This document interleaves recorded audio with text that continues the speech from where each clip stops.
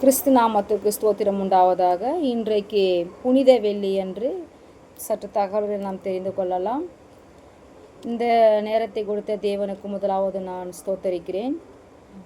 உலகமெங்கும் உள்ள எல்லா கிறிஸ்தவர்களாகவும் முக்கியமாக கடைபிடிக்கிற ஒரு நாளாக இந்த புனித வெள்ளி என்று கருதப்படுகிறது. மத்தேயு, மார்க்கு, லூக்கா, யோவான் ஆகிய 4 நற்செய்திகளாலும் தருகிற ஒரு முக்கிய தகவலாக இது இருக்கிறது.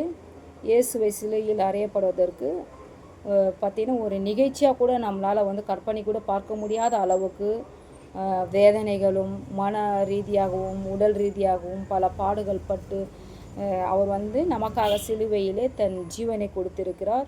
அடிக்கப்பட்டு அவர் யாருக்காக இவை எல்லாவற்றையும் செய்திருக்கிறார் என்றால் உலக பாவத்திற்காக, நாம் செய்யும் ஒவ்வொரு பாவங்களுக்காகவும் அவர் குற்றவாளியாக இருந்து நமக்காக அவர் தன் இரத்தத்தை சிந்தியிருக்கிறார். இதில் சில கருத்துக்களை நாம் சொல்வோம். இயேசுவுக்கு சிலுவை மரண தண்டனை கொடுத்தவர் அந்த நாட்டின் ஆளுநரான பிலாத்து. இயேசுவின் மீது சிலுவை சுமக்கிறார்கள். இயேசு முதலில் தரையில் விழுகிறார். இயேசு தம் தாயின் மரியாளை சந்திக்கிறார். சீரோன் ஊரை சேர்ந்த சீமோன் என்பவர் இயேசுவின் சிலுவையை சுமக்க உதவுகிறார். வெரோனிகா என்னும் பெண்மணி இயேசுவின் முகத்தை துணியால் துடைக்கிறார். இயேசு 2ஆம் தரம் தரையில் விழுகிறார்.